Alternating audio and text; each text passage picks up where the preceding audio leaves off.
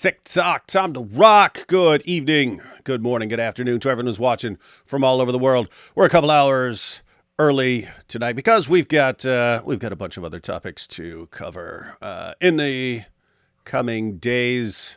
And this one was kind of short, but people kept asking. About Michael Knowles' response to TikTok Dawah. TikTok Dawah. AP, you heard of this TikTok platform? I've still only been on that site a couple of times, and that was to get a video.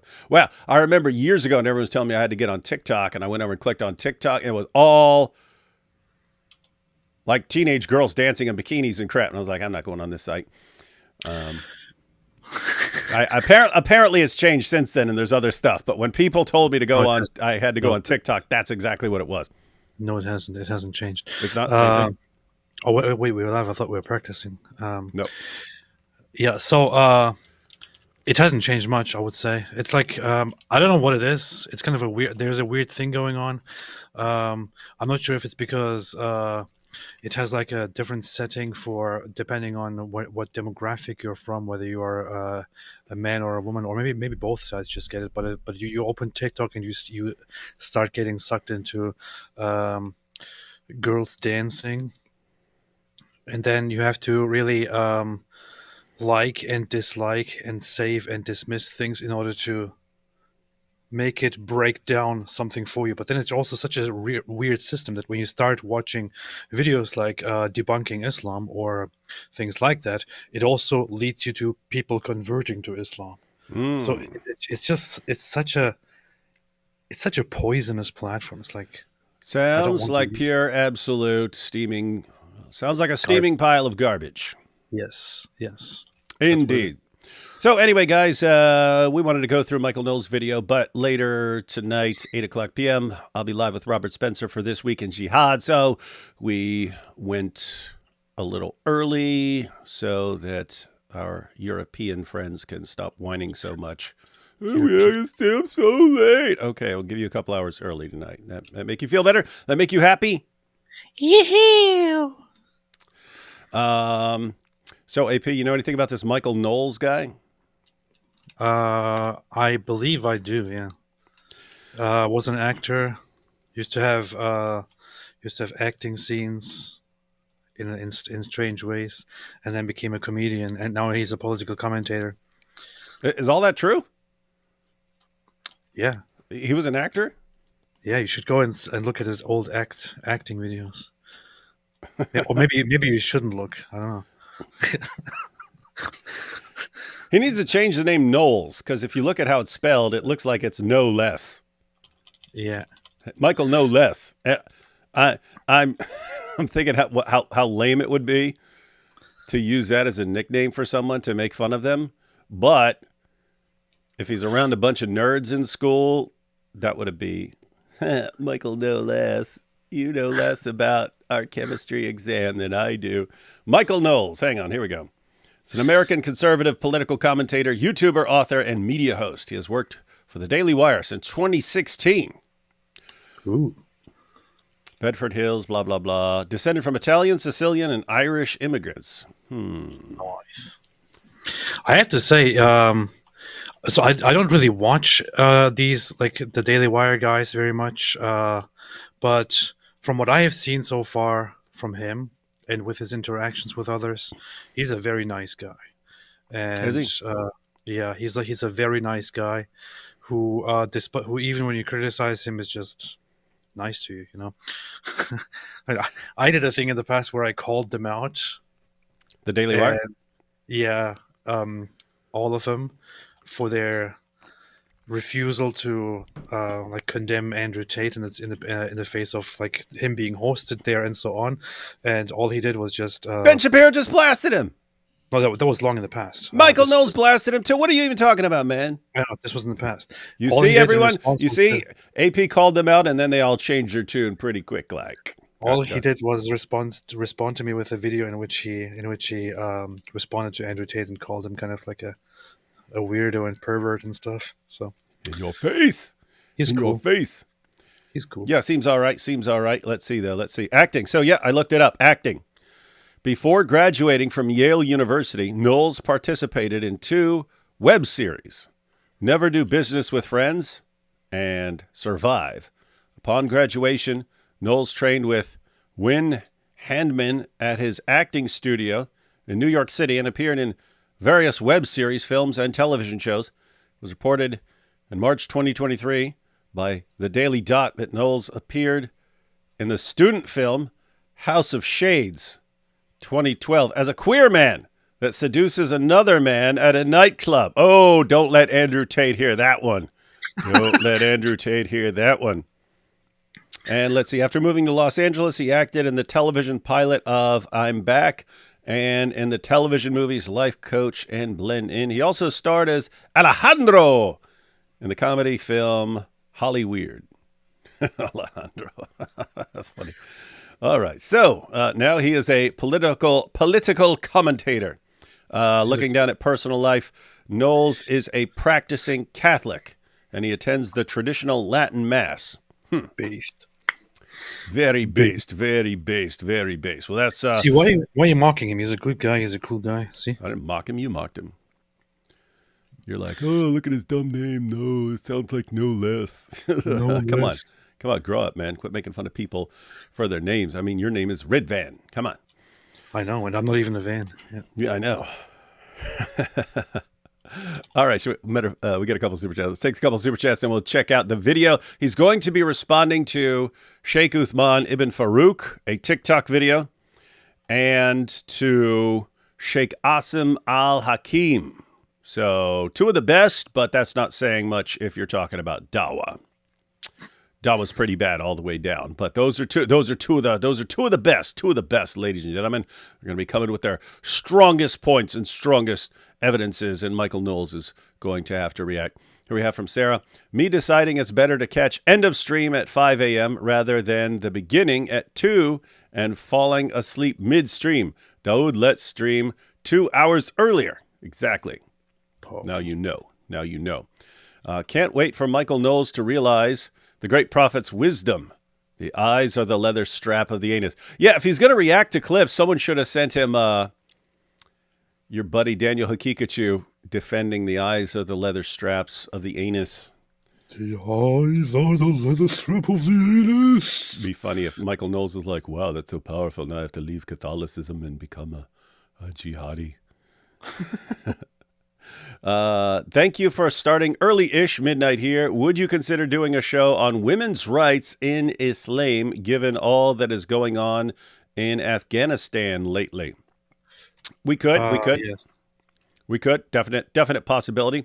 There's some creepy stuff. There's some creepy stuff going on in the world that has a lot to do with Islam. And I don't know if anyone's noticed, but wherever you go, notice problems between Islam and women. We're talking about Afghanistan, talking about Pakistan, talking about the UK, wherever you go. They definitely got a problem. Well, speaking of, if we talk about Islam and women's rights, we would have to address the fact that Islam is the first religion that gave women rights. It is the first religion that gave women that gave women rights when there were no rights, when there were no women, and that in fact brought women into existence and brought rights into existence before it brought women into existence. So powerful. That is true. That is true. And it's one of the things we can all be grateful to Islam for. Daniel Apologetics. Guys, be sure to follow Daniel Apologetics. He says, Alan is blasting at jinns on the sky in Europe now. They're having a meteor shower. Oh. You don't know what we're talking about. If anyone's new and you don't know what we're talking about, the Quran over and over again talks about, and you find the same thing in the Hadith where it gets expanded upon. But the idea is that when you see a shooting star, it's actually a missile that Allah has hurled at a demon, and it's a real star, right? So stars, the stars you see in the sky, those, according to the Quran and the Hadith, are missiles. They're Allah's self-defense system for when demons try to sneak into paradise to hear what he's plotting. Because remember, Allah's the best of plotters. He's the best of planners and so on. So Allah's always planning. He's always coming up with awesome plans.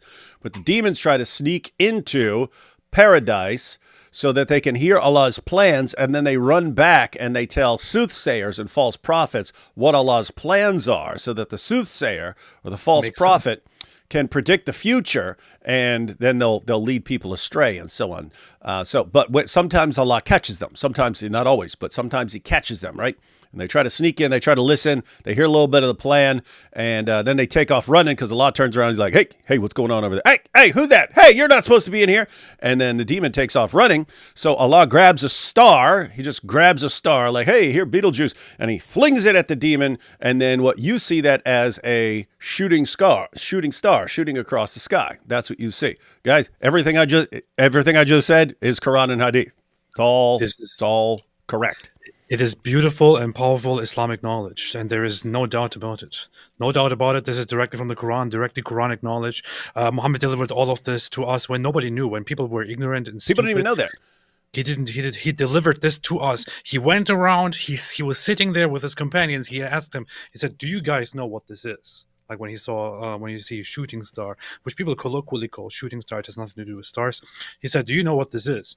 And they were like, oh, Allah and His messenger knows best. And some people made some stupid suggestions, and he's like, stupid idiots. He was like, come on, don't be gay. I'll tell you the truth about these stars. But yeah, and then he told this whole story. And this is directly in the Quran. Directly in the Quran. Not only are stars used as missiles thrown at rebellious devils, so it's basically Allah having His own iron dome, like Israel. Muslims should be using that. They should be, Israel just copied Allah's original iron dome. You see, we do come up with all the technology. You see? Anyway, continue. What do the Dawah guys have in common with their girlfriends? They're both sheep. That's very rude. The Dawah guys aren't sheep. Mosh Cohen, hey, what's up, Mosh? He says, I love Knowles, my favorite Daily Wire guy. Oh, that's interesting. He's a good guy. Yeah, I just remember them. The first time I ever saw those, I think it was Michael Knowles and the other guy, is Jeremy? Jeremy, the guy who runs the place? Yeah. And they were just, like, for 10 minutes straight making fun of soccer. And I was like, oh, I like these guys because I make fun of soccer too. But they were doing it really, really well. They were pretty brutal. That's pretty bad. Opinions. Are we planning on doing a show on this, AP? Opinions on the Gaza ceasefire hostage deal? What are you thinking? I'm kind of letting it sink in right now, and might be talking about that tomorrow. People have very strong opinions about it. Mm-hmm. Mm-hmm. The one thing that you can remark at this very moment is you can see how the very same people who cried, genocide, at the end of the world, we've been ethnically cleansed. Israel, Gaza has been destroyed, Palestinians are destroyed, genocide. 5 seconds later. People, immediately, as soon as news of a ceasefire deal came out, they're like, yeah, victory. Yes, Israel has been humiliated. And then they start screaming their Kaibar thing. And the thing is, people predicted this. And I said it. Many others said it. We said it the entire time. All these cries for help and this genocide. It was all fake. It was all meant to manipulate morons. It's just manipulation. Nobody is genocided. And in the end, if they get what they want, even if only one piece of land it remains in their hands and two people are alive with half their limbs missing, they will still say, yeah, you see, victory. You've been humiliated. It's so ridiculous. And Israel should not entertain this anymore. And the fact that the world actually entertains this and gives Hamas and Gazans a little bit of what they want is just shameful at this point. Yeah, everyone. So I've already shared my sort of introductory thoughts on it on first glance at the deal. Pointed out Israel always had two main goals: one, get their hostages back, and two, end Hamas. End Hamas. Those are the two main goals, and that's why it was always said that Hamas could end the war at any point, hand over the hostages and surrender. That's it. It's done. The war's over. They refused to do that and so on. And said all along the way that for people who are just screaming ceasefire, ceasefire, ceasefire, there's a really important reason not to do that, because in the mind of these jihadis, it's, hey, if we go over there, kill a bunch of people, take a bunch of hostages, and we just run and hide eventually they'll give up and stop looking for us. And so that's kind of you don't want to prove them right at that, because that sort of sets a precedent for the future. Hey, all we have to do, we can go on a killing spree and then run and hide, and then other people will get killed on the surface, but we'll be fine hiding in our tunnels and so on. So you don't want to leave people with that message, and that's why I've said, as far as this deal, Netanyahu's been pretty steadfast in his claim that he's going to wipe out Hamas and so on, and that he's not backing down until Hamas is crushed. Therefore, if Israel's taking this deal, what I said the other day when we were live is there must be another deal behind the deal. You know what I mean? In other words, it's, hey, Israel, I know you don't want to take this deal. I need you to take it. Here's what you're going to get in return later. And Israel has looked at that and said, oh, I don't know what that is, but that is worth it. We will agree to this deal to get this other thing that we want. And AP's pointed out this may be things like normalizing relations with Saudi Arabia or something like that. But we'll see. That's what they do. Let's see. Oh, dang! Then a bunch of super chats came in real quick. Let's go ahead and watch. Let's go ahead and watch the first bit of this, and then we'll take a couple more super chats. Michael Knowles, ladies and gentlemen, is about to be based. I believe there's no guest today. There's no game today. These are just clips that Professor Jacob has found me that will require my extemporaneous theological analysis. Is that right? Okay, I'll take your silence as either assent or evidence that you've just fallen asleep in the control room. Take it away. You yourself said God can't be killed, then you said Jesus was killed. Come on, For the purpose. No, for the purpose. Hey, listen. For the purpose of dying for our sins. And I'm never was God killed? I wouldn't say God can't. Hold on. Let me rephrase. God cannot be destroyed. Was God killed? God cannot be destroyed. You're not answering the... Yeah, everyone getting this? So this is Sheikh Uthman ibn Farouk. Hey, what do we know about Sheikh Uthman ibn Farouk, AP? Faked hate crimes against himself and put ketchup on his clothes to what? put in his blood. What? Was that him? Yeah. Wait, is that the guy who blamed us after he faked a hate crime? He faked a hate crime against himself and then started calling us out. Where David and AP to condemn this? Look at this! Look at what their fans are doing to me! And it was just fake blood. In fact, before it was even public, in the first video where he announced that he was just attacked, he called us out and was like, "And where are David Wood and AP condemning this?" Like we didn't even know. Yeah, I said before, I was on a plane and I got off and I'm getting all this messages. David, why aren't you responding to this? Is it because you approve of this attack? I was, what are you talking about? So then, yeah, so guys, you got so many different things here with this dude. So you've got the fake hate crimes, and he decided to do the fake hate crime because he did a little fake note about himself before. Like while he's live on camera, he gets this note. And this was attached to my car. It's, hey, Sheikh Uthman, you will stop with your powerful dawah. We will not allow you to show the world the truth. And some idiotic nonsense like that. And then he does his video, we will not back down, and Muslims around the world, oh, alhamdulillah, our hero. So then he decides to up the ante, squirts fake blood on himself, and like we examine you could actually see the spray, like where it's sprayed. This is not a wound that blood is leaking out of. This was sprayed on his shirt from outside. But anyway, he put fake blood on himself. Then he claimed that he was stabbed by an Islamophobe.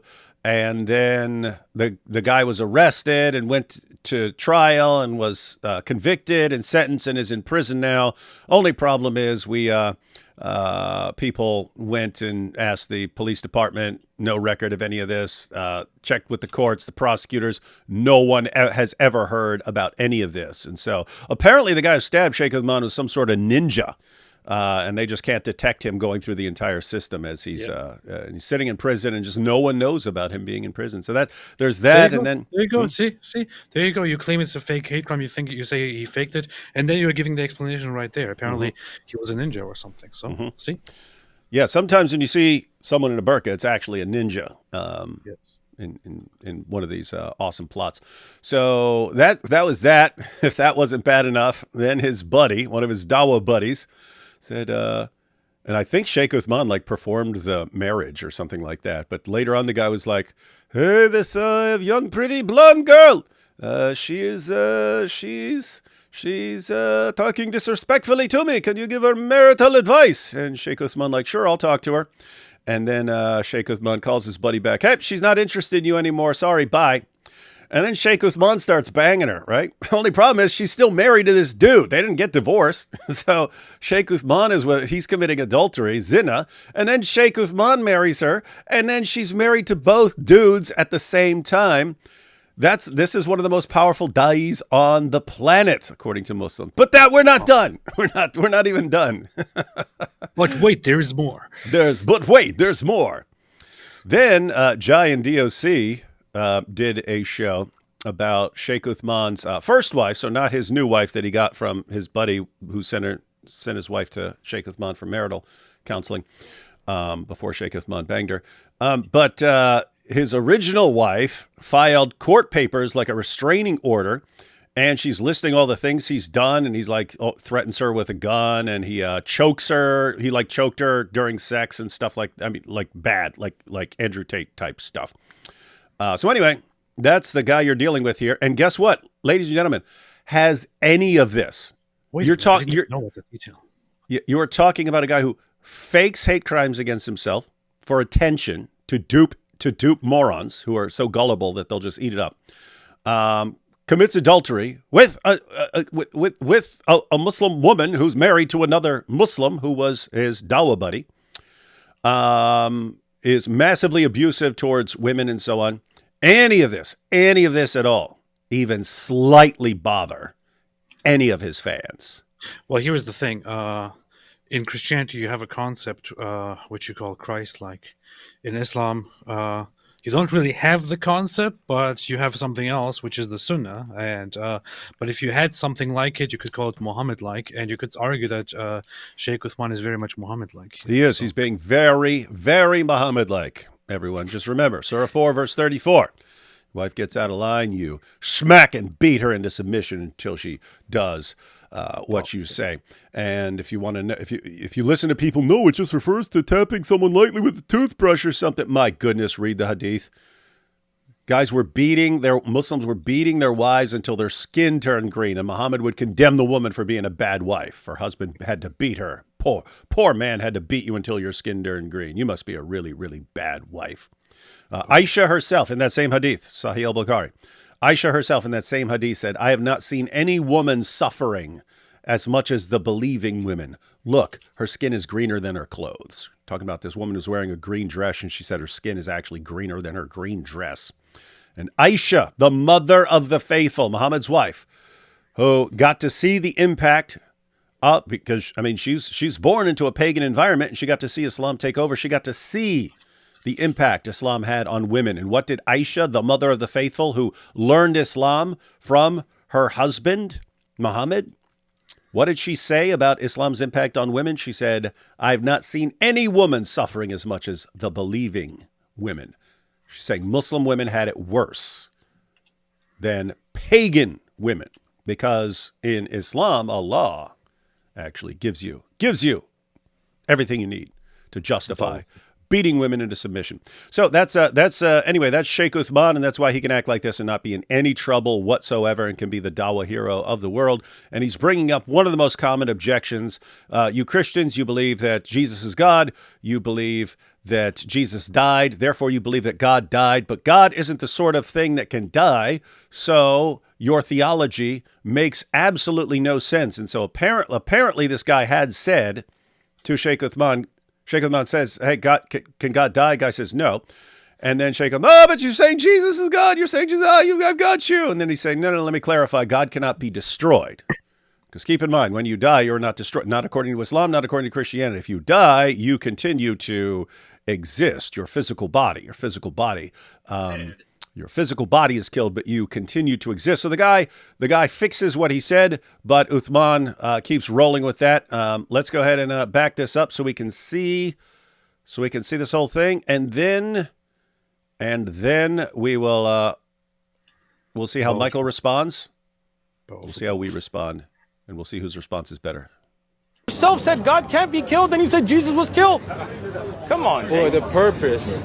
No, for the Hey, purpose. listen. For the purpose of dying for our sins. And I'm never. I'm Look, never. I'm, did I'm never was not God gonna, killed? I wouldn't say God. God can't. Hold on. Let me rephrase. God cannot be destroyed. Was God killed? God cannot be destroyed. You're not answering the question. God can't be destroyed. Was God killed? God cannot be destroyed. See, you won't answer. I'm not gonna say it. You're not gonna say God it. can't be destroyed. Because earlier you said he couldn't. Yeah, but I'm saying. And earlier you said Jesus was. But Was Jesus killed? But if Jesus was resurrected, Was he killed though? he died. Yes. Was he killed? He died. So God can die. Okay, so this is a really classic example of a distinction between Islam and Christianity. Did Christ die on the cross? The Muslims cannot accept it. This is your post 9/11 racism talking. You know, a lot of dogs just sit outside, tied to poles. Historically, let's not forget, Islam is an outgrowth of an encounter between Muhammad, who went on a merchant trip with his uncle Abu Talib, I think it was, to Syria and met a monk who in the Islamic tradition is called Bahira and in the Western tradition is called Sergius. Hey, this is he actually knows about Islam because supposedly he's just answering these off the cuff. His producer or whatever is playing clips, playing some TikTok videos for him, and he's just reacting. So maybe this guy's a little studied up on Islam. We'll see. Who was a heretical Christian monk, probably a Nestorian monk. And there were all sorts of Christian heresies then, as there are today. Some denied important aspects of Christianity, like the divinity of Christ. And here we see a big stumbling block for the Muslims, which is the cross. So first of all, he says, can we as humans kill God? Well, this is actually addressed in the Gospels, which is, you know, at the Passion, Christ is on the cross. They say, well, he saved other people. Let's see him save himself. Our Lord tells his apostles, he says, don't you think that if I wanted to, I could call down legions and legions of angels to of course I can. I'm God. But it's not right for me to do that. Not my will, but the Father's will be done. That is an amazing mystery. And it's necessary that he die so that all of mankind can be saved. And this is foolishness and a stumbling block to the Jews and to the Greeks and to everybody.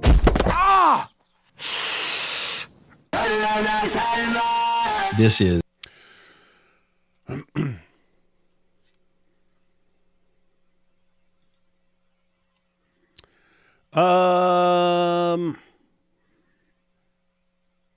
thinking about this. There's he's given sort of the background. It is important to point out the theological significance of what's going on and that this was an issue even during the earliest preaching of the Christians.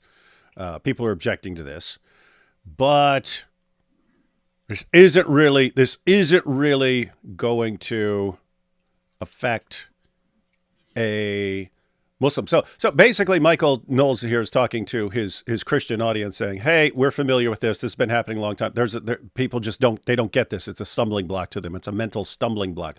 But there is something you can actually say to help Muslims understand what's going on. So let's let him finish here and see what happens. This is a big problem, and St. Paul explains this in the letter to the Philippians 3:18. He says, "There are many who are walking now, and I tell you this even weeping, who are enemies of the cross of Christ." So this is 600 years before the founding of Islam, where this guy is denying the cross of Christ, this stumbling block, this foolishness in the minds of so many mistaken people. St. Paul says there are many who are enemies not just of God, not just of Christ, who are enemies of the cross of Christ, because the cross is the axle on which the entire cosmos turns. If you want to get married to a second wife, That was, and this is the next clip. Well, what he's saying there, obviously. So he's clearly saying there that that Christianity is older and Islam is newer. So why would you want to buy the old model when there is a new model?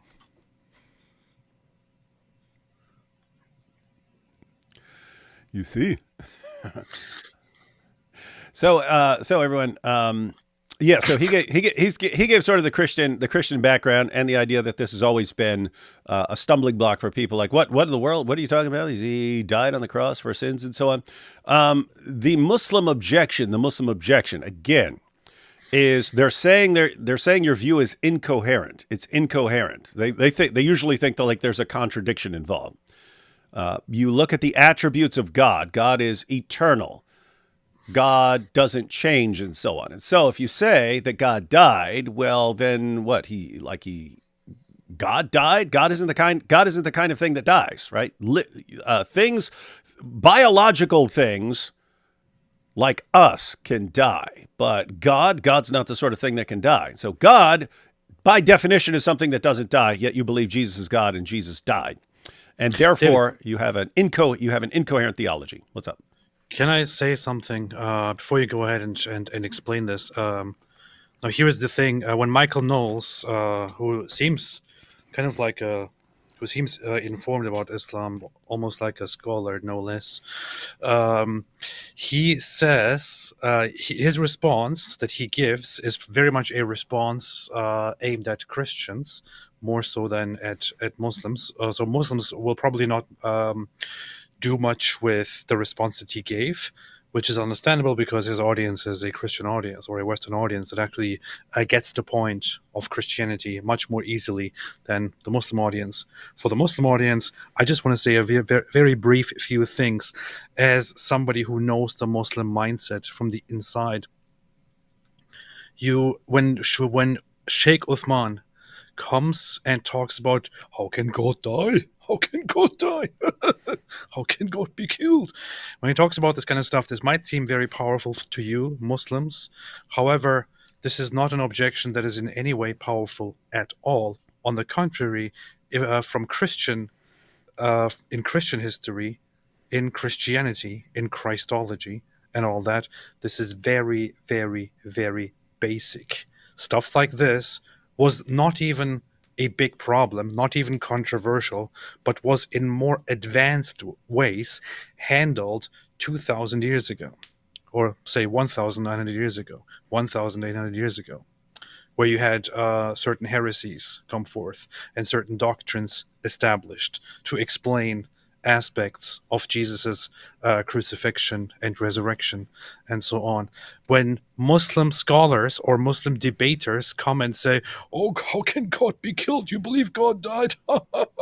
This is not at all a strong refutation or objection to Christianity. So you guys should really sit down and learn about this and think about this, because while to you guys to encourage each other, this might seem like a very strong point, to the Christians that you are challenging and that you are talking to, this is absolutely ridiculous and is no challenge at all. Not a single Christian stands there and thinks, whoa, how can God die? You're making a very good point. I never thought about this.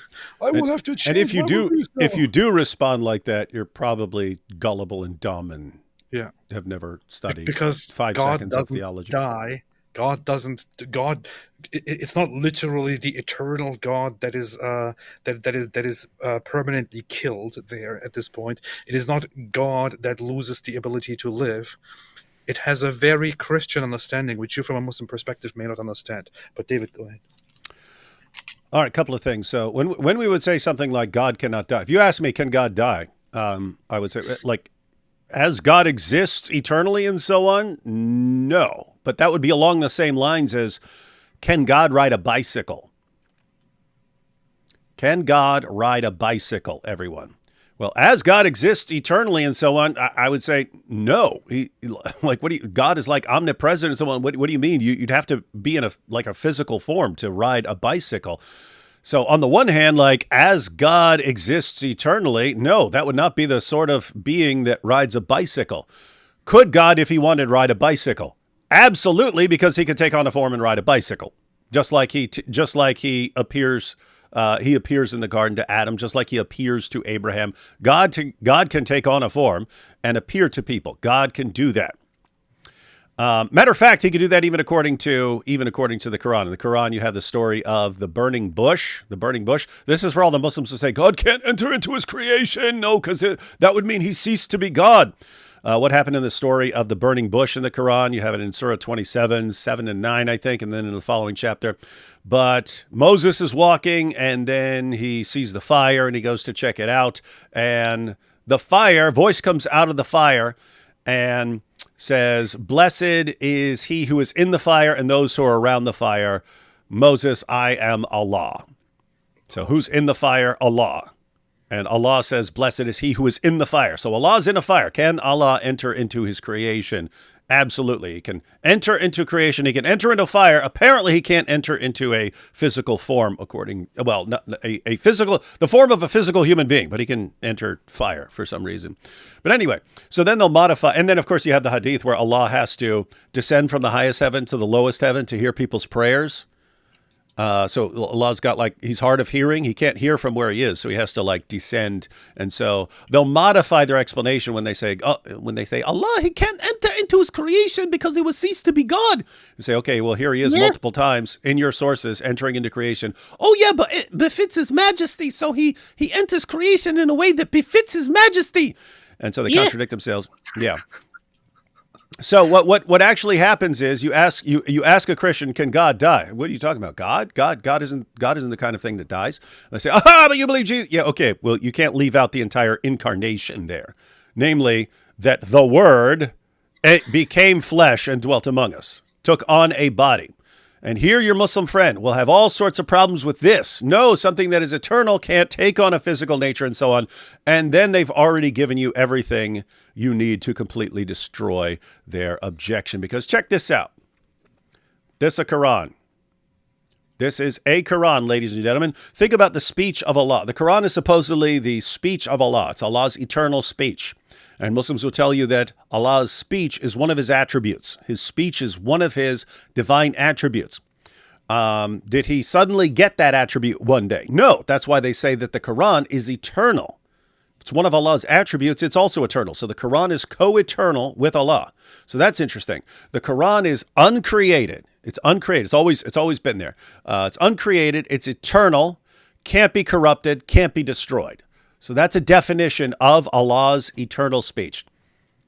Eternal, has no beginning, has no end, cannot be changed, uncreated, cannot be destroyed. That's their definition. Now, here's a Quran. Oxford University Press. I open it up. I open up the Quran here, and what is this? What is this? It's by, we got the translator here, Oxford World Classics. All sorts of stuff here. We're looking for the eternal part. Wait, so that means published 2004. What? Huh? So that means Allah is Oxford is the father of Allah. Yeah, because Oxford put this out, but it says published in 2004. Isn't that weird? It's almost Allah is a child. They're almost making it sound. They're almost making it sound like the Quran was made in 2004. Now, how's that possible? Because the Quran is eternal. Everyone see how their theology is completely incoherent? The Quran is supposedly Allah's eternal speech. I open up the Quran, it says 2004. Published 2004. What's going on here? I thought the Quran is eternal and has no beginning. Here I open it up and it says it has a beginning. Powerful. So does the Quran have a beginning or not? AP, has anyone ever destroyed a Quran? Yeah. Whoa. Wait a minute, AP. The Quran is Allah's eternal speech. It's one of Allah's attributes. One of Allah's attributes can't be destroyed. How's it possible for one of Allah's attributes to be destroyed? Wait, how's that possible? Did Allah's eternal speech just get ripped in half? How's this even possible? I'm so confused now. Islamic theology is so confusing. Let me get this straight. Allah's speech is eternal, it's uncreated, it can't be destroyed, it's incorruptible, and AP just ripped it right in half like it's easy. And I look at the Quran and it's published in 2004. 2004. I have a kid who's older than that. I have a kid who's older than this Quran. How is this possible? I don't get it. Guys, do you know what the solution is? Do you know what the solution to that is? Because what did we do? We just applied the exact same objection. Is the Quran something which is supposedly something that's eternal, incorruptible, uncreated, cannot be destroyed, is that the sort of thing that could be ripped? Is that the sort of thing that has a beginning? Is that the sort of thing that could be destroyed? No. So is Islamic theology completely incoherent? Because the Quran is sort of foundational to their theology. That's the speech of Allah. What's the solution to this mystery of how Islamic theology would not be completely contradictory and incoherent here? Well, here's how it goes. The Islamic view is that Allah's speech, his speech, is uncreated, it's eternal, can't be corrupted, can't be destroyed. But if that speech enters our physical world, it takes on a physical form. If you want to write it down and put it into a book form in our world, our physical world, then the Quran gets put into a form of a book made of paper and glue and ink. Paper and glue and ink. Are paper and glue and ink things that can be destroyed? Yes, what happened? Something that is eternal and uncreated and incorruptible was put into a form that is created and can be destroyed and will eventually fall apart. It's made of paper and glue and ink. So let me get this straight, Muslims. When I question your theology, I say, hey, how can you believe that the Quran is eternal when the Quran was made in 2004? How can you believe that the Quran is incorruptible when AP literally just ripped it up right in front of your faces? How's this possible? Your theology is so stupid. Oh my goodness, look at how dumb this is. We could be like the Dawah guys. Look at this. It's so dumb. It's so dumb. Islam is just so dumb. Let's not try and actually think how you can believe both of these things, namely that the Quran is eternal and that it's a physical book. Let's not try and figure that out. But here's how you would figure it out if you actually took a few seconds. And none of the Dawah guys will do this. They'll just go from person to person, raising the same objection. Never actually trying to deal with it for themselves because they have something very, very similar. But if they were to try and fix it, what they would understand is that according to Islamic theology, the Quran has two natures. Its eternal nature is the speech of Allah, which has no beginning, can't be destroyed, is incorruptible. Its physical nature in our world is created, can fall apart, can be corrupted, can be destroyed. And so what you would say if we said, hey, is it possible to destroy the eternal speech of Allah? You'd have to say, what do you mean? If you mean Allah's speech as it exists from all eternity, no, you can't destroy that. If you mean once it has entered into creation and then has a dual nature as the speech of Allah, but in a physical form, in a physical book, then yes, this can be destroyed. So can you destroy the speech of Allah?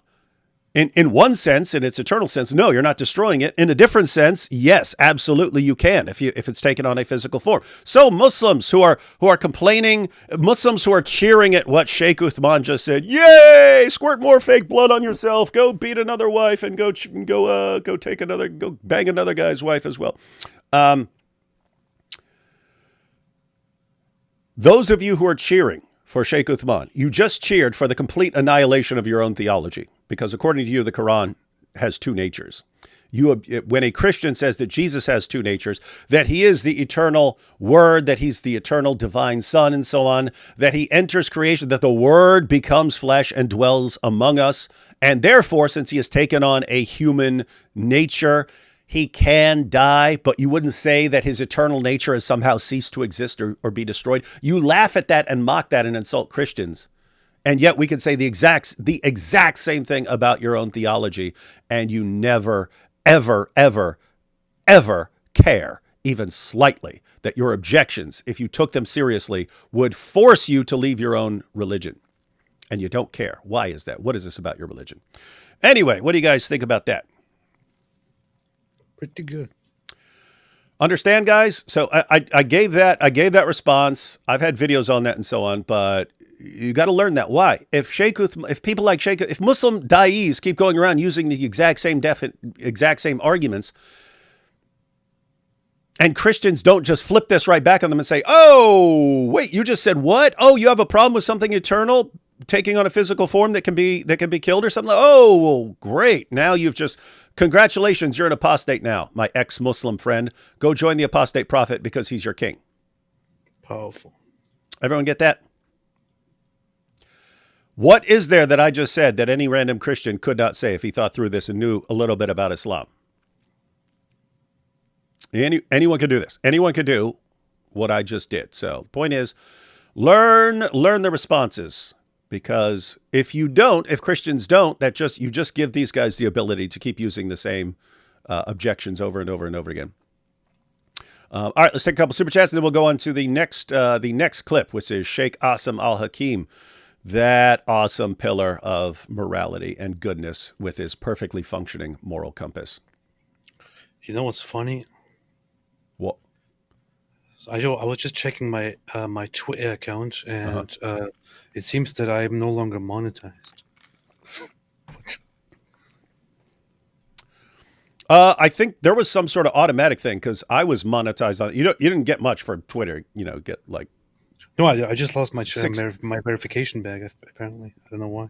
You lost your verification badge? Yeah. What have you been doing? Nothing at all. Just the regular stuff. Maybe we're all losing it. Maybe we're all losing it, man. This is the apostate prophet. You did lose it. Woo! Not a good way to go, Elon. I really wonder if they actually took my verification away, or what the heck this is about, because that's very, very weird. Yeah, so they've been doing it a lot to a lot of the accounts, like the Suleiman Ahmed and all those type guys, and those types of accounts. Those people have been screaming, but those are all people like Death to Israel types. If now it's just hey, no, Israel should live types. Yeah, Could be weird. Interesting. What'd you tweet, man? What'd you tweet that ticked everyone off? I suppose we. Oh, never mind. It's because I had an expired card on my account. That's why. Here we were ready to go to war. We were ready to go to war, AP, and it's all your fault. Funny. All right.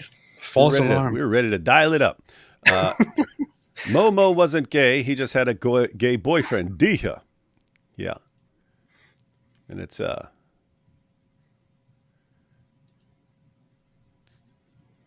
not gay if he's really handsome guy. Yes. Something like that. They always come up with some justification for why they're not gay. He agrees with Pete Hegseth on no woman on the front lines. Oh, Michael Knowles. I was like, he who? Okay, but it makes sense. We're talking about Michael Knowles. He agrees with Pete Hegseth on no woman on the front lines. A decaying society puts our women on the front lines to catch bullets from jihadis. Based. Yeah. I don't know. What I wouldn't have an objection to women in some roles, but I get the response as far as like, hey, sometimes buddy, someone gets shot and another soldier needs to carry that person 5 miles through mud, and maybe Kim Kardashian ain't the person to be doing that. I think Kim Kardashian should go first. Yeah, she should go. She will distract everyone with her beauty. Phew. That's the other thing. If soldiers get captured, it's kind of different for a woman getting captured by a jihadi. Hi, David and AP. Is Deuteronomy 13 about Mo? Well, not specifically, but yeah, that's Deuteronomy 13 is about false prophets and spotting false prophets and so on. So yeah, and that's a passage where Muhammad would have been executed. According to Moses, Muhammad would have been executed. And it's weird because Muslims claim to respect Moses, and yet Moses would have ordered people to execute Muhammad. You guys should stream this early forever. I've suggested it. We can never kind of get on board. We should pick one day a week on like a Saturday or a Sunday where we go live at like 4 or something like that for Europeans. As much as we dislike Europeans, don't they just suck, man? with your soccer. Anyway, speaking of Dawah, I'm going to be debating atheist Dawah on Modern Day Debate. Wait, what? January 25th, Christianity versus atheism. Which has the evidence? Bless you both. There's someone called Atheist Dawah. That's kind of a funny name. That's pretty funny. All right, so guys, check this out. Apollos Christian Apologetics is going to be debating Atheist Dawah on Modern Day Debate, January 25th. We hope you don't get completely humiliated. Christianity versus atheism. Which has the evidence? Well, we already know the answer to that one. Giant Meteor says, a square is a rectangle, but a rectangle is not a square. Jesus is God, but God is not Jesus. Jesus died. God did not die. Well, again, in a sense, God died, but you wouldn't say, yeah, you need clarifications like this to. Yeah, there's also one thing, which is that I don't know who the person was who was giving the answer to Sheikh Uthman asking the question. He didn't give the best response, but it just happens, you know. Yeah, that's what happens when people are walking through a park and you start challenging them and stuff. People haven't. By the way, the exact same thing would happen if I picked a random Muslim and started asking him questions. In fact, matter of fact, your average Muslim would do significantly worse than this guy. This guy kind of caught it, and he said, "Look, God can't be destroyed." So if you're talking about death in the sense of like destruction of something or ceasing to exist, then no.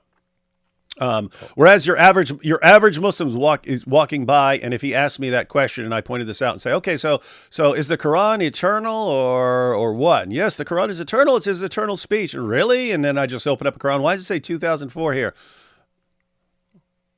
And they'd run into the same issues. Did y'all see Douglas Murray episode on PBD? He basically calls PBD a gullible idiot to his face, but in classy English. We might need to watch that, AP. Were you familiar with this? No. I would love, because that's what I feel like when I'm watching. PBD is obviously smart in certain ways, kind of a dope in other ways. And that, keep in mind, it's not an insult. That's kind of true of it. It's kind of true of everyone. Everyone is maybe smart in certain areas and dopey in other areas.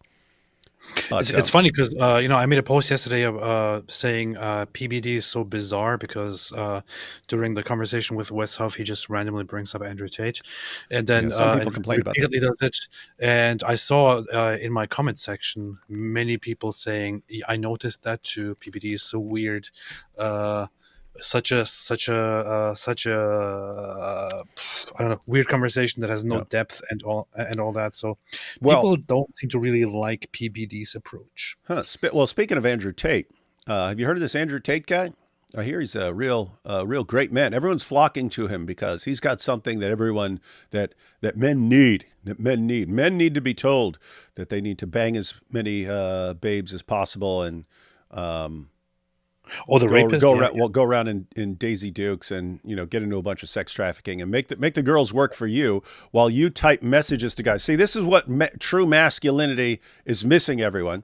Exactly. True masculinity is missing the Andrew Tate approach, where he would have his cam girls on camera pretending to type, but he's actually behind there typing messages to the guys, texting the guys and so on. Oh, you're so hot and manly. Ooh, I just want your balls all over me and stuff like this. That's Andrew Tate typing that. And that's what we're all supposed to imitate as true masculinity. And of course, he's also somebody who says, if you have a girlfriend and this girlfriend will not work for you and will not go online and show her boobs online to people to make money for you, then you should dump her and find a new one. Yes, find another one. Find another one who will show her boobies while you text fantasy sex messages to the guys who are looking at her. Oh boy! By the way. Let's see. Mosh Cohen says, by the way, the comments on the original video are awesome. We should check those out. In fact, I didn't put the link to the original video. I'll do that. I'll remember to do that right after right after we wrap up. Put a link to the original video of Michael Knowles. We have gaming. Oh, super chat. No comment. Thank you. You may want to check out Michael Knowles' reaction to Ghost Mary on a Cross song. Priceless face blue smiling. Ghost Mary on a Cross. I have no idea what that is. Check that out. Hey, look, it's Muhammad Hijab. Michael Knowles, fight me in a cage match, you weakling. It is the Muhammad Hijab with his double Zabiba. When you get double Zabibas, it starts looking like Zabubas. Like having two Zabibas, because then my forehead looks like Zabubas. And I can look at myself in the mirror and go, ooh, look at those hot Zabubas. Oh, wait, that's my own forehead. My own forehead is like cleavage. Love the show. You should have a look at Julia Brewer and Najmi. Unlike Pierce, she brings in ex-Muslims and is not afraid of being called Islamophobic. Hey, that's someone for you. Who? Julia Brewer. And Najmi. Might want to check that out. We'll check it out. If they're better than the little weakling Pierce. Quran is like their wives, young. Well, I have to say though, this Quran 2004, that's over 20 years old. So that's 21 years old. That's 21 years old. That's like a great grandma in Islam. Yeah. If they're thinking you get them pregnant at 4 and 5, as Daniel Hakikachu thinks, then Muslims say Christ is not good, but still use AD. You see, this is the proof. That's good. Favorite movie is E.T. Looks like me. Allah is alien. E.T. looks like Allah. It'd be funny if Allah looks like that. No. He does. You'd have to take E.T. and like put both arms on one side so his hands are on one side and then have just like one leg but 2 feet sticking off the leg. Anyway, so you'd have to do some modifications. Good day from Vancouver. Just wanted to say that this is unfair to neglect Hindus' role in grape and hooliganism. Here in Canada, there's a huge problem with South Asian crime, including Sikhs and Hindus. I don't believe you. Yeah, I think you're making that up. But if it's true, then expose them. What's the point? I mean, what's the point in not doing that? What are you objecting to? We are all in favor of exposing people who are taking advantage of girls. The issue in the UK, see, keep in mind, you have people all over the world who will take advantage of girls. The reason for the spotlight on the grooming gangs in the UK is that it's a unique situation where you have the police actually helping them do it, arresting the parents for objecting and so on. The government refusing to do anything about this. It's a different kind of situation. Like here in the US, do you have girls being taken advantage of? Yes, by all people, all kinds of people from all races and so on. If police find out about it, they're usually going to step in and do something and stop it. And if they don't, they're somehow corrupt. Imagine it just became a thing where in towns across the U.S., police actually started helping and protecting and shielding the abusers and so on. Well, that would be a time to dial things up, which is what's going on with the UK. That's what happens. Totally bonkers. It is not totally bonkers. It is totally based. The living word, Jesus Christ, the perfect expression of all who the Father is. By him the Father created. By him the Father interacts with creation. That's true. Why talk grooming gangs when Chewbacca, a Wookiee, lives on Endor with Ewoks? It doesn't make sense. Focus on that, Pierce Morgan. That was the famous Chewbacca defense. Muhammad people. Haha, you Christians think words are God. How foolish. Can God be silenced then? You see? Yep, that is powerful refutation. Totally based. Great apologetics, D. Wood. No comment from Rogaz, but thank you. And 2 more here. If in Islam you are no moral agent, thus no sanctifying suffering or improvement, how do they answer problem of evil with my sealed heart and veiled eyes? What is this? If in Islam you are no moral agent, thus no sanctifying suffering or improvement, how do they answer the problem of evil with my sealed heart and veiled eyes? Not sure what this would mean. Who's not a moral agent? Yeah. Well, in Islam, you are that. It is just that everything is pretty much predetermined. Everything that you do and do not do is predetermined. Everything has been written down before Allah created you. He already wrote everything down that you will do with his pen, with his big, huge pen. He wrote everything down. He's the best of pens. And everything will happen exactly as he wrote it down. And of course, there are certain aspects in Muslim theology and Islamic theology that aimed to somehow make sense of that. And one of those explanations that they came up with was that, yes, Allah did write everything down. Allah did predetermine everything. And yes, Allah did also give you free will. However, What Allah did is that He wrote down for you two paths or choices, for example, and you are always faced with picking one or the other, and it is up to you which one you will pick. So you still have ultimate free will there. You will pick one of those choices that Allah laid in front of you. The problem with this is that ultimately, if you ask the follow-up questions to this, you Fallout end Boys? up once again with a dilemma, because if you ask, okay, but if I have two choices that Allah laid before me and I choose this one or that one, The cow? does Allah know? Did Allah predetermine and write down from the beginning which of those two I will choose? The answer will be yes. If you answer no, then this will be in contradiction to the Quran's statements that Allah chose or wrote down everything that you will do. So whatever you do in the end, Allah already determined everything. So it does end in a paradox. I did make I made videos about this. I even had a long conversation with Mohammed Hijab about this, by the way, privately, which I one day maybe I should just go into and Quit sharing private messages with everyone, man.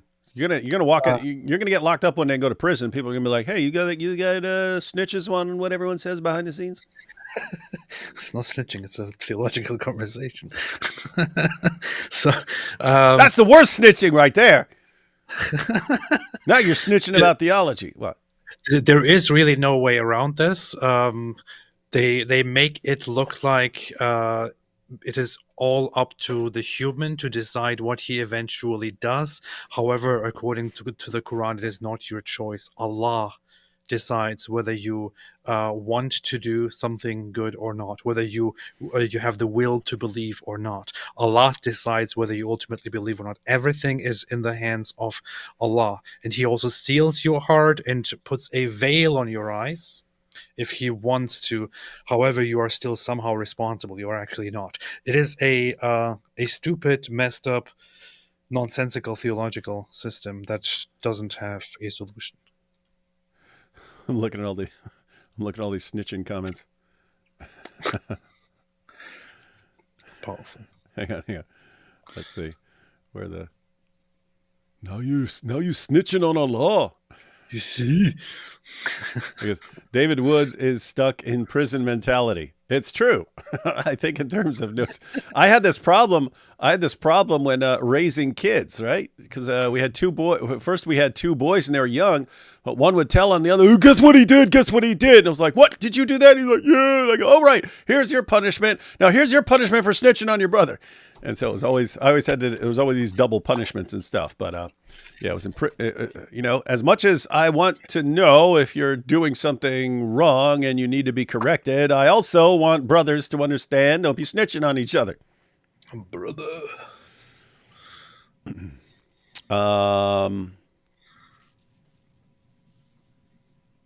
That's true. No, I had something. Let's see. I'm going back, seeing if we want to say anything else about that. My sealed heart, Allah. Oh, yeah. I remember what I wanted to say. I wanted to get Mary Harp on one day with us because she actually said, you know how you got these passages in the Quran which make it sound like you have free will and you're morally responsible and so on. And you have all these other passages where it's Allah who decides everything ahead of time and you're like a puppet in His hands. You have both of those. She says you can actually line up all these different passages according to when they're revealed. And the dividing point was when Muhammad's uncle Abu Talib died. And before that, the revelations are all, people decide, it's up to them and so on. People have free will, and so Muhammad's all broken up. Why didn't I do more to save my uncle? Why didn't I do more? And then after he dies, Muhammad's all bent out of shape. Oh, why didn't I convince him? Why didn't I convince him? I should have tried harder. Then it becomes, nope, Allah already decides all these things ahead of time. You play no role. That's a good solution. So if that's true, that is very interesting. So it's like the theology that Allah is revealing changes based on whether it's going to hurt Muhammad's feelings. Guys, does everyone see that? If it's free will, then Abu Talib, he gets to decide whether to believe in Islam or not. And if his nephew is the Prophet of Islam should be doing a bang-up job of convincing him and showing his uncle, whom he loves dearly, that Islam is the truth. But he dies as a pagan. And so Muhammad's all broken up. Why didn't I do more? And then from then on, the revelations are, don't worry, it's not you who decides who believes and does it. It's Allah. So you have no responsibility in any of this, Muhammad. Yeah, it also explains at some point when people start rejecting his religion or his preachings. It says, and for those who do not believe, there is nothing you can do, whether you want it or not. They will not believe. In fact, it is not for anyone to believe unless Allah wants them to believe. So not even the person themselves is really in charge. It is Allah Himself who decides whether He believes or not. So if you don't believe, it's Allah's fault. Yeah. And in which case, you always have to wonder, why are these Dawah guys mad at us? Yeah. Are you mad at Allah? Yeah. How can you be so stubborn? According to the Quran, Allah made me this way. See. Did you guys review the Muhammad Hijab MMA fight? I mean, we mentioned it, not something. I watched. I saw like a 10-second clip of him kicking a guy in the stomach, and the guy goes down or something like that. Looked like barely a tap. So,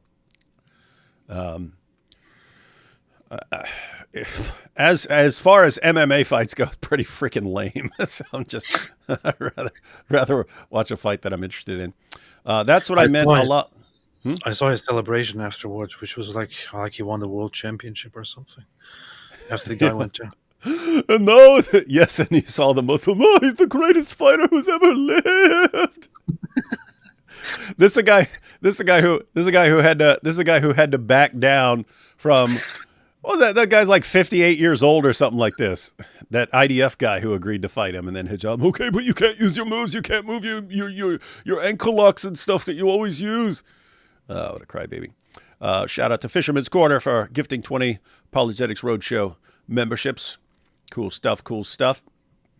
Sarah says, that's what I meant. Allah actively chose suffering. And here, Israel really just wasted all that effort for a ceasefire that keeps Hamas in place. Israel's actually pathetic for that 40 terrorists for one guy. Again, Israel's always been willing to exchange massive numbers of jihadis for getting their own people back. I understand they'll get these terrorists. They'll get the terrorists later and so on. But yeah, as I pointed out, if this is all the deal is, this is a pretty crap deal. That's why I said Netanyahu is not this dumb. There's a deal behind the deal. He has been resolute. I am not backing down until Hamas is destroyed. All of a sudden, okay, we're going to let Hamas slide right when Trump is coming to office. And Trump wants people to put down their weapons. He wants to have, Abraham Accords 2.0 and so on. He wants there to be peace in the Middle East so he can look and say, guys, look what happens. Look what happens when I'm in power. He wants that to happen. And I can guarantee you it wasn't just do this because I'm saying it. It was, look, I really, really want this to happen. I really, really want to come into office and have the ball rolling towards peace instantly. Here's what I will do in exchange for that. Do this thing for me. Here's what I will do for you next year or sometime after, something like that.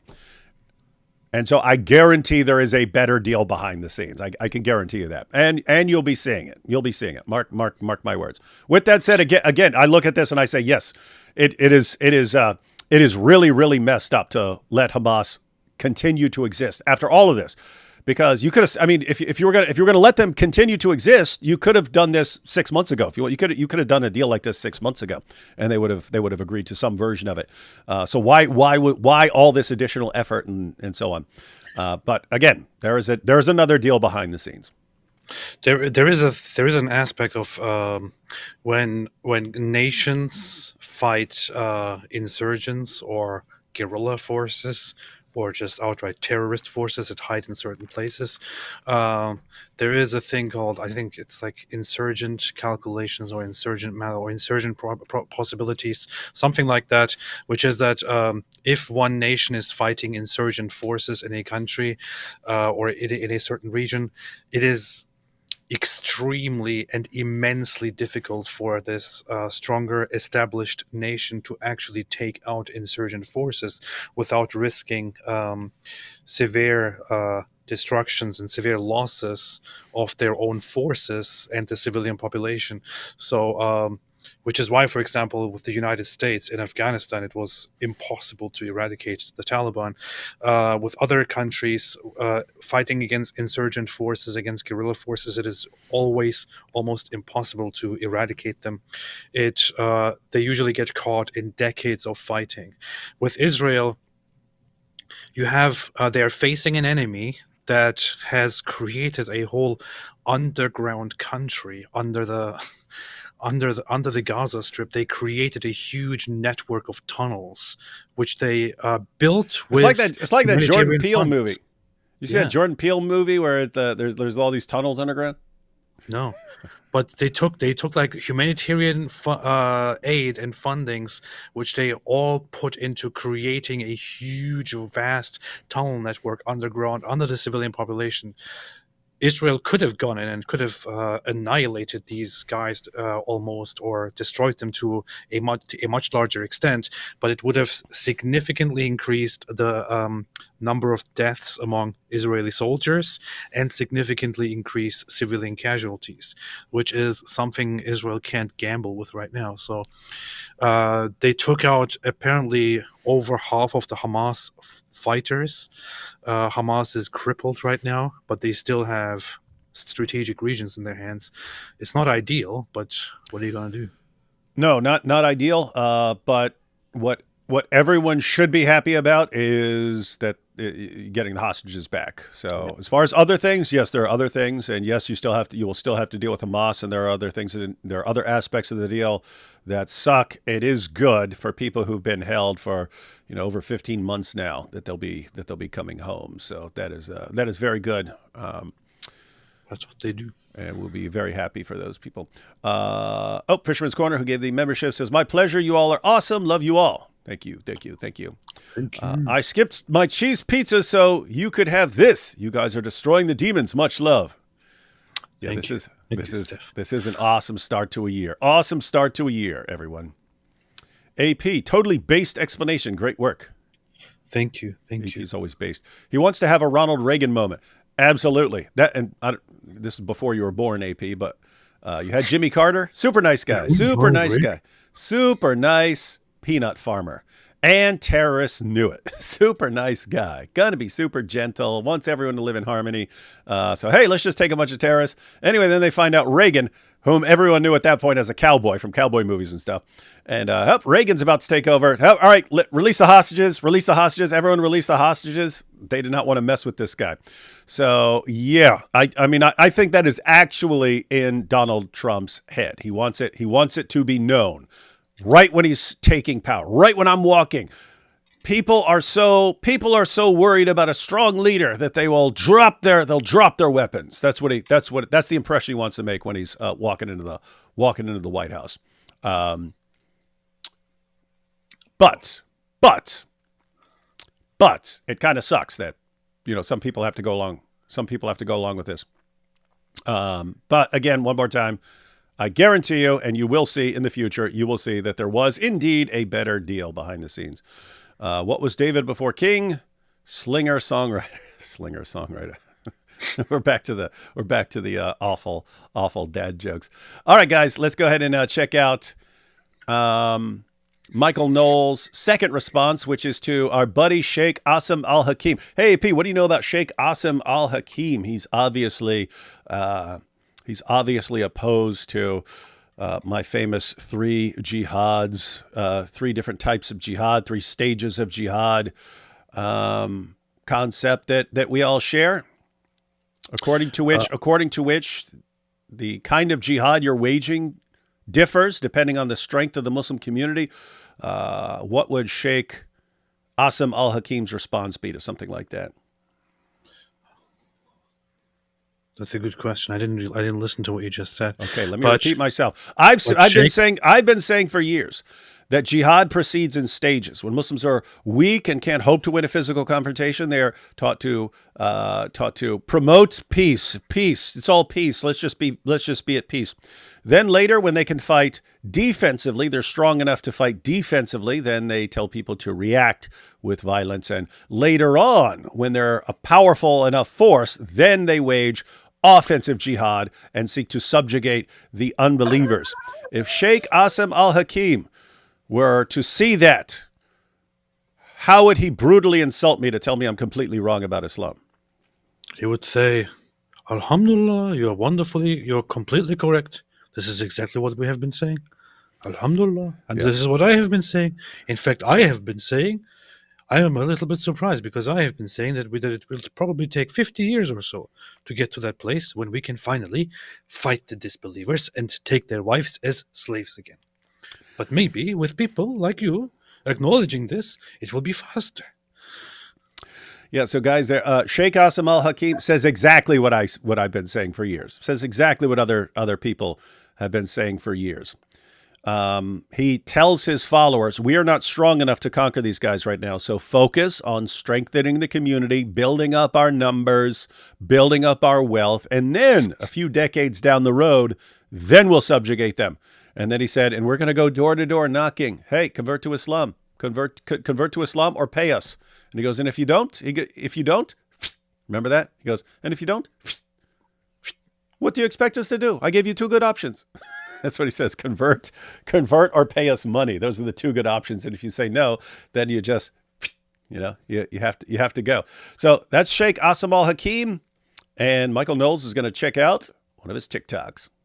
If you want to get married to a second wife, don't give her heads up for the next 10 years, torturing her every day. Listen, she's going to be... Why do they make the so loud? Trying to pay attention to what the guy's saying. My goodness. To whoever's editing the Muslim videos and cranking up this music, if you want background music, the main criterion is not being a distraction. You make it a freaking distraction. Quit doing it. Torturing her every day. Listen, she's going to be blonde. She's going to be blue-eyed. She's going to be this and that. She's going to be a good cook. That's funny. I didn't know what he said until I'm just checking it out. My second wife's going to be blonde and blue eyes and a good cook, unlike you. And everything that your wife doesn't have, you got to tell her, my second wife is going to have this. This is killing her softly. No, what you should do is... Killing her softly with your words. My next wife's gonna have blue eyes and blonde hair, unlike your black hair and brown eyes. Your hair is black like a blackbird, and your eyes are brown as big brown shoes. They're brown like tree bark, but my new wife, she's gonna have the prettiest blue eyes. He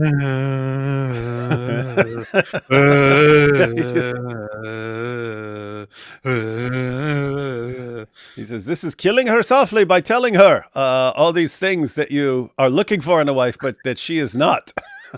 Hey, David, keep talking. Say something. Okay. So some of you will be using as an insult to your current wife and saying, you're not a good cook, but my second wife, she is going to be a very good cook. She will make the best falafel. She will make the best shawarma. She will make the best kebabs. So ridiculous. This is killing her softly, killing her softly. It's funny. He's actually like trying to give them advice on how to be nice to your wives. Quit throwing the second wife in your wife's face. It's messed up. You got to tell her, my second wife is going to have this. This is killing her softly. No, what you should do is keep a lid on it. You're my girl. You're the one and the only one. And once you want to go for it, a day or two after everything is finalized, say, listen, hon, I love you, but it has to be. Did you catch that, AP? He said, okay, so you're a guy, you've got your wife. At some point in the future, you're going to get a second wife. You're going to get a second wife. He says, what you don't want to do is constantly throw this in your first wife's face.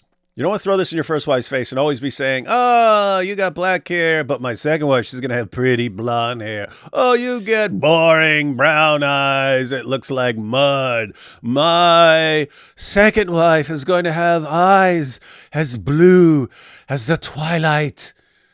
You don't want to be like that. You don't want to be like that. He just said, I don't know if you catch it, if you caught it.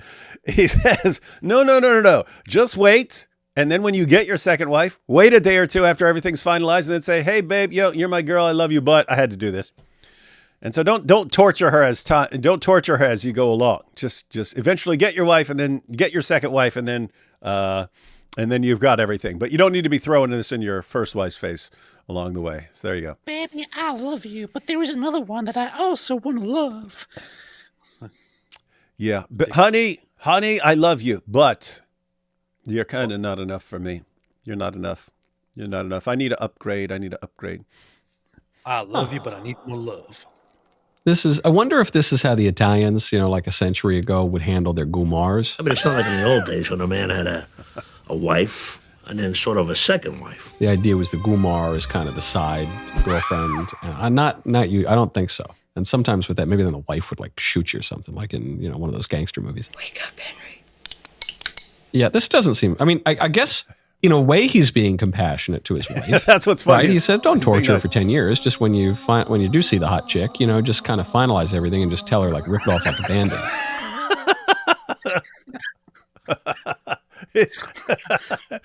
When you do see the hot chick, just do it quickly, rip it off like a Band-Aid. Oh man, hang on. Finalize everything and just tell her like rip it off like a Band-Aid. But he's also acknowledging this will hurt his wife. And so if you view a woman just as property, then I guess it's fine. Did you catch that? He's catching on. If you view a woman as just property, this is fine. That's right. That's exactly what Islam views women as. If you view a woman just as property, then I guess it's fine. No big deal. But if you view marriage as Christ describes marriage, two people become one flesh, and what God has joined, let no man separate. A man and a woman, not a man and 5 women, definitely not a woman and 5 men, just a man and a woman come together as one flesh, as a symbol of Christ's love for his church. One God, one church, not multiple, it's not polygamy. If you view it that way, then the Muslim desert way of doing things is probably not the most conducive to virtue or your own. He is funny, man. He said the Muslim desert way. He said the Muslim desert way. He's actually funny. That's funny. I just thought he was funny when he's talking about soccer. Then the Muslim desert way of doing things is probably not the most conducive to virtue or your own happiness. I will show you the ways of the desert. I don't know. It's sort of like mo money, mo problems. Do you really... one man and one wife can live together very, very happily. I don't know, you start introducing all these wives who kind of they get a little catty with each other, and they're all kind of nagging you. And I don't know. It doesn't seem ideal. This is not a good argument to convert to Islam, I think. Okay, that's the show. I'm Michael Knowles. This is the Michael Knowles Show. See you tomorrow. Tell my Lord Salahuddin, Jerusalem has come. Oh boy! So there we got some sound good advice. It's funny that he actually used the term the Muslim desert way. So that is funny. It's pretty racist. That's extremely racist. It's the most Islamophobic and racist thing I've heard in my entire life. It's pretty bad. So there and by the way, Inspiring Philosophy has a ton of stuff on. There are all sorts of studies on how harmful polygamy is to a society. When the men who are wealthy enough will take multiple wives. Keep in mind, people, the number of men and women who are born is roughly the same. It's always very close. So if you have wealthy guys taking up 4 wives each, that's leaving fewer wives for regular people, and it turns out to increase aggression in society and so on. It makes you a more violent, aggressive culture. Look at the Muslim world. Shocker. Am I right? Ain't that right? So I do think that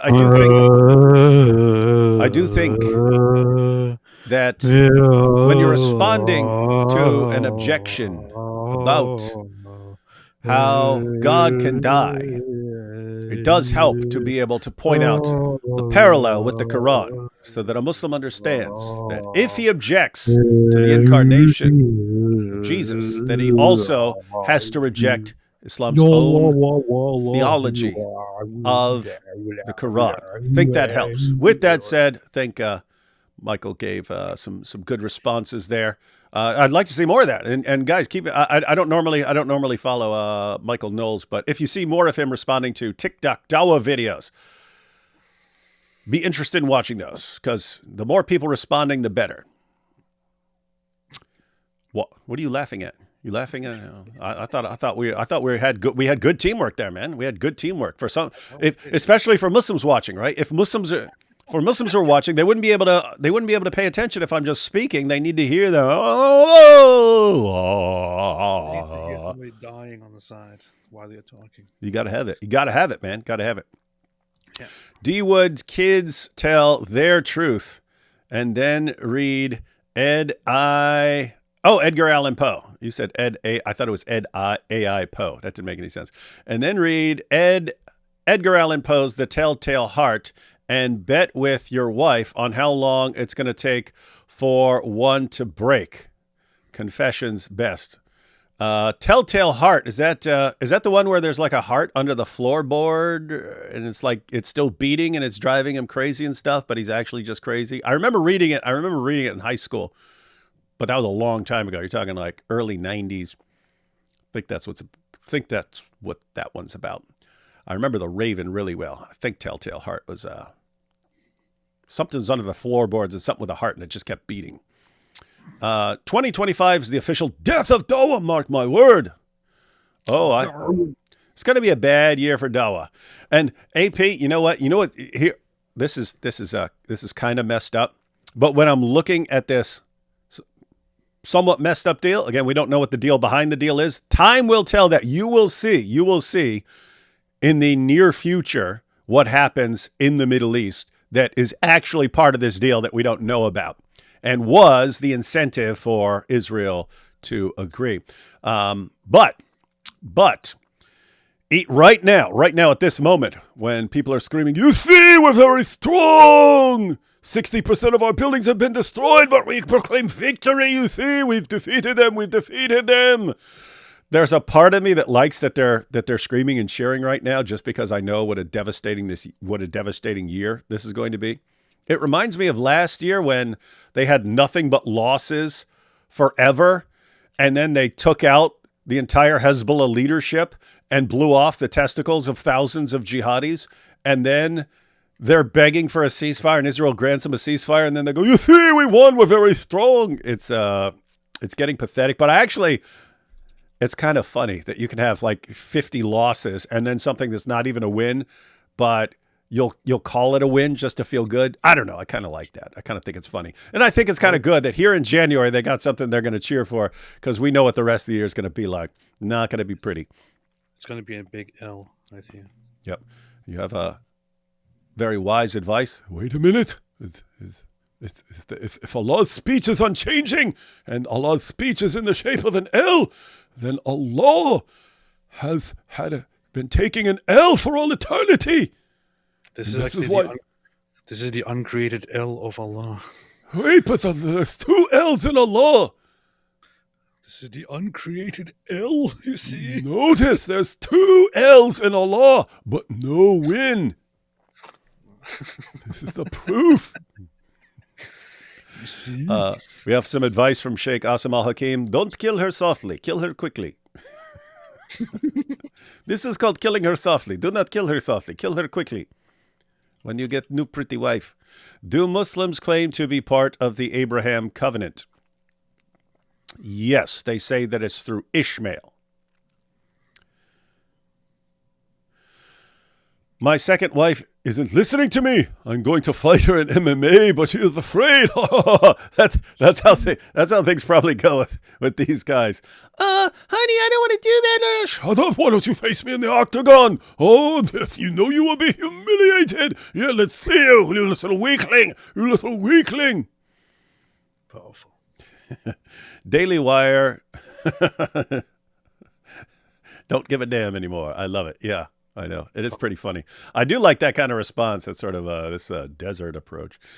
And remember, he gave comments on grooming gangs. Oh, yeah. We still haven't checked that. I should have brought that in there and checked out what he had to say about the grooming gangs. Because, yeah, people were telling me that Michael Knowles was saying something. We could have had an entire Michael Knowles show. But anyway, we got an idea. He is responding to some TikTok Dawah. Hey, Daily Wire, you should actually assign someone at the Daily Wire to do nothing but respond to TikTok Dawah. Someone's got to do that stuff. Hey, any of you who are watching and you want to be a content creator and you're not sure which direction to go in, there's lots of stuff that goes on TikTok that some of the OG YouTubers like me, we pay no attention to. We don't work well with the latest platforms or technology and so on. So if you wanted to do something you're not sure, just go pull up these 15, 20, 30-second TikTok Dawah videos and start responding to them. Start making videos responding to them. It's a popular thing because you've got all these super clueless young people watching TikTok videos, not knowing how to respond. And so if you offer the responses, then that would be something helpful. And let's see. Edgar Allan Poe has got nothing on the greatest poet. Edgar Allan Poe has got nothing on the greatest poet. He was intellectually molested. Edgar Allan Poe was intellectually molested by the real poet, Muhammad. Hat Mrs. AP. Oh. Hat Mrs. AP dir das Vaterunser schon gelehrt? Das Vaterunser. Vaterunser is the German term to refer to the Lord's Prayer. Oh, Vaterunser.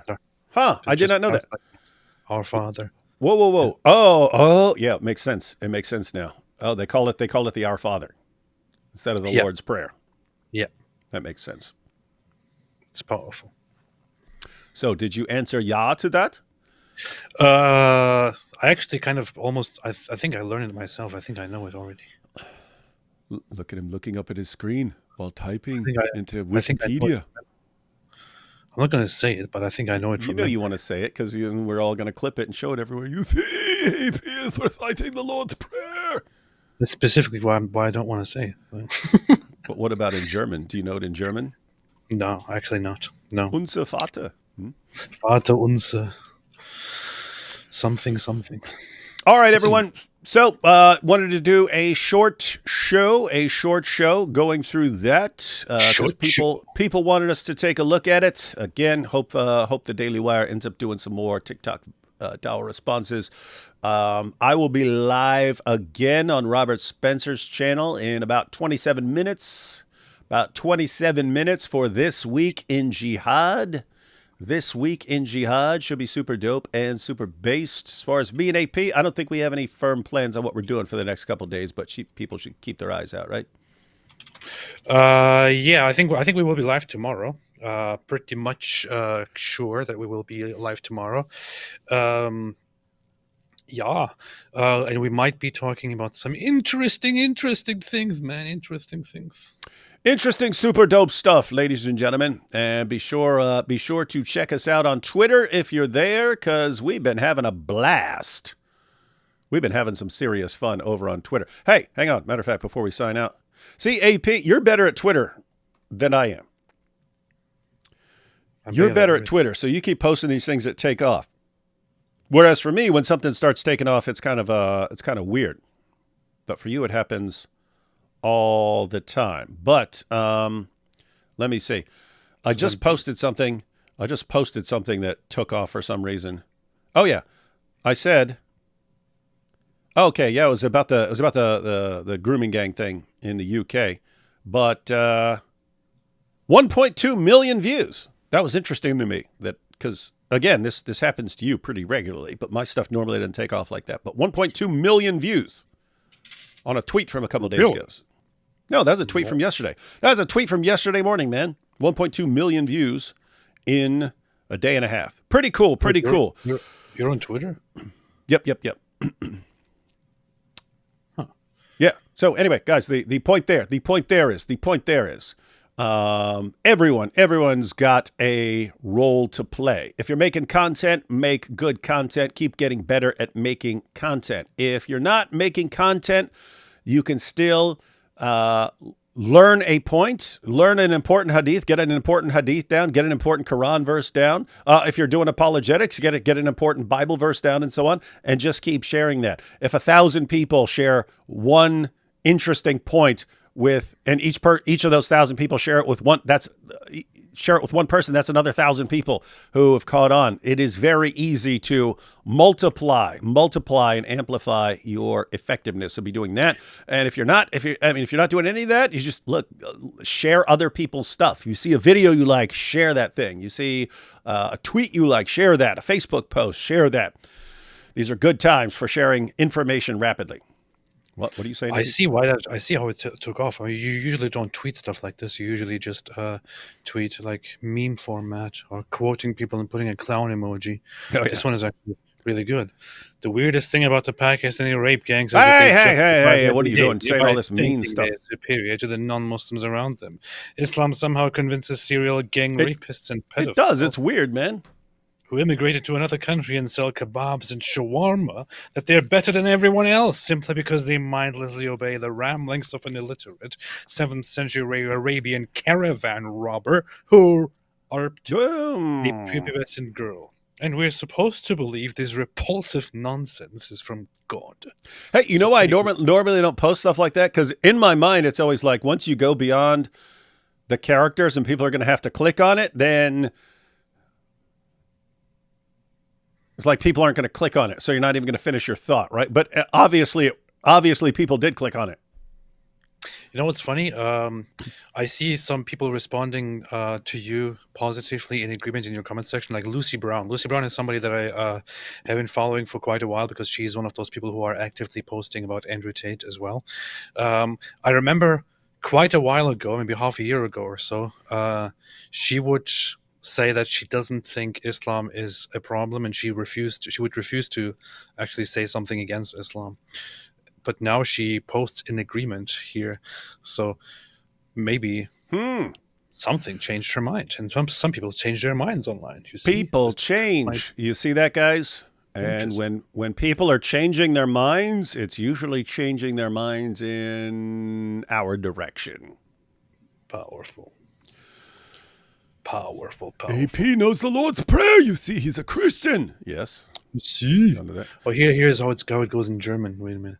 Vater unser im Himmel, geheiligt werde dein Name, dein Reich komme, dein Wille geschehe, wie im Himmel, so auf Erden.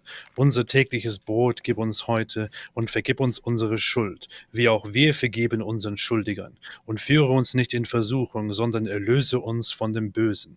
Denn dein ist das Reich und die Kraft und die Herrlichkeit in Ewigkeit. Amen. Sounds much better than in English. Is that Luther Bible or a modern one? Modern. Good stuff. King Troll says, bless you guys. Thank you. And Jingoistic Pig said, Hamas statement of victory shared on my Twitter reads like Mojab wrote it. And David will only be allowed to say time to rock if TikTok is banned. Is TikTok getting banned? I've been hearing about that for a while, but I've never actually seen it. Yeah, what am I going to say? Wait a minute. Me saying TikTok, time to rock, had nothing to do with TikTok. They stole their name from me, huh? This is from the Luther Bible. Okay. Luther Bible. Yeah. And yes, we will. Hey, maybe we need to check out the Hamas statement. Maybe we'll do that in a live stream. All right, everyone. I'll be live in about 20 minutes on Robert Spencer's channel. Catch you all then.